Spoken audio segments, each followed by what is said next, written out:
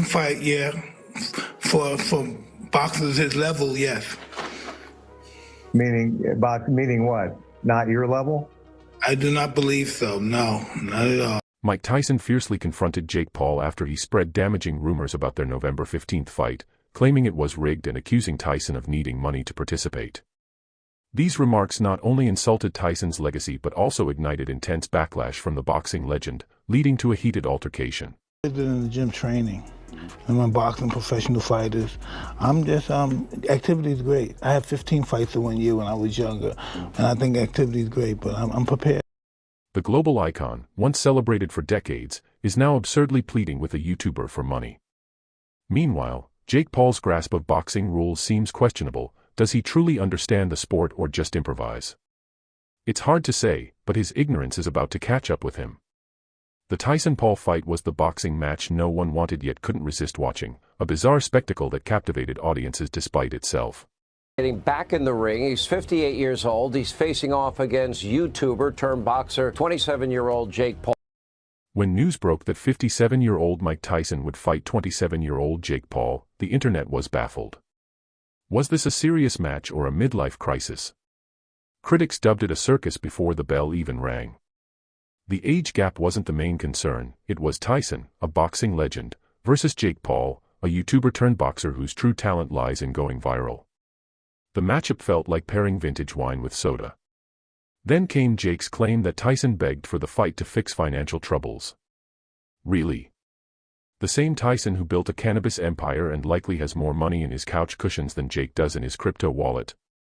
Fans were furious, calling Jake's theory both absurd and disrespectful. This wasn't just a bizarre fight, it was an ego clash that left many questioning the state of modern boxing. Is an alleged script leak. This has not been confirmed. Take it with a grain of salt. No one knows if this is real. Just as the fight hype was fading, a script leak reignited the buzz. This wasn't a vague Reddit rumor, it was a detailed round-by-round breakdown of how the fight would unfold. Tyson starts strong with his signature bob and weave, Jake weathers the storm, and by round 5, Tyson hits the mat after a perfectly timed right hook. It sounded like Hollywood fiction, but fans were stunned by how eerily accurate it was. Tyson looked slower, Jake more precise, and even the detail about Tyson's cut above the eye came true. The fight felt less like boxing and more like scripted entertainment. Love Mike, and despite what he said in that interview with the girl about the legacy, we love him and his legacy. Tyson's silence was deafening, no angry denial, no public outburst. It seemed he was either letting rumors swirl or hunting the source of the leaked plot twist. If a contract with a non-disclosure clause existed, someone was in big trouble. Meanwhile, Jake couldn't help himself. On his podcast, he casually claimed he held back during the fight to avoid hurting Tyson, painting himself as the real threat. The comments spread like wildfire, faster than one of Tyson's uppercuts. Fans wondered, was Jake admitting the fight was staged? Bragging? Or too clueless to realize he might have just ruined everything? Suddenly, the Tyson-Paul fight wasn't just controversial, it became legendary for all the wrong reasons. Fans weren't just questioning the match, they were rewriting its entire storyline.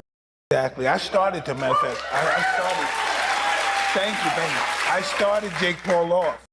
Mike Tyson's patience finally snapped after weeks of hearing rigging accusations and seeing that absurd leaked fight script go viral. In an interview with Fox Sports Radio, the former heavyweight champ didn't hold back. He fiercely dismissed the rumors, declaring it was a real fight. Tyson didn't just say it, he practically growled, daring anyone to question him. Addressing the claims, Tyson's frustration was evident. He wasn't just brushing off the allegations, he was fuming. His message was clear, there's no faking the aftermath of a brutal fight. You don't wake up feeling like you got hit by a cement truck because of some conspiracy, he emphasized, putting an end to the speculation with his trademark intensity. Life is a legacy. Legacy to me means ego. Who the cares about my legacy? I'm going to be dead soon one day, but he's not going to win. Tyson's fury wasn't just about the physical toll of the match, it was about what the rigging rumors did to his legacy.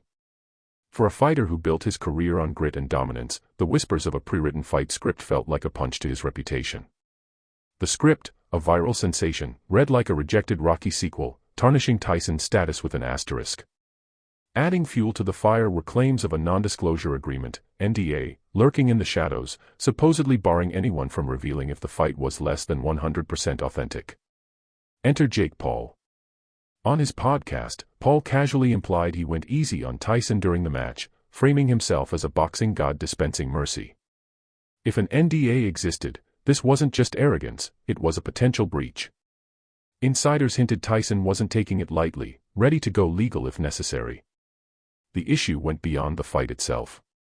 For Tyson, it was about safeguarding the brand he had spent decades crafting, one now under attack by Paul's reckless comments. The stakes were higher than views or clicks, this was about preserving a legacy.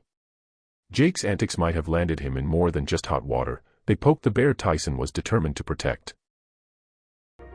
Welcome back to The Pain Game. Today we're going to talk Darren Till versus Tommy Fury / John Fury, of course. But first, some more important and quite serious news in the combat sports world. Mike Tyson versus Jake Paul, it's come out now. It was rigged. I can't believe it. You know, you have to question the validity of boxing these days when you can't trust two professionals to get in the ring and do their best against each other. And instead you find out Mike Tyson pulling his punches.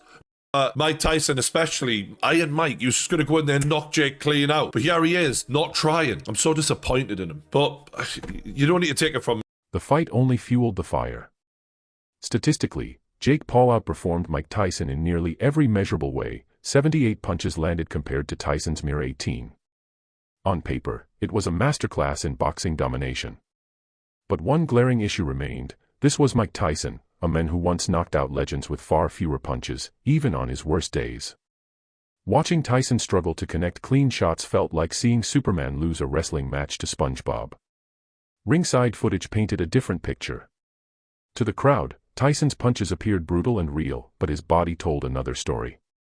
Desperately trying to relive past glory, he shuffled where he once bobbed and weaved, his punches arriving with the speed of a buffering YouTube video. Tyson later admitted he felt off, confessing he blanked out mid-fight. That changed when Paul clenched with Tyson. It's alleged he whispered into Tyson's ear to cool him.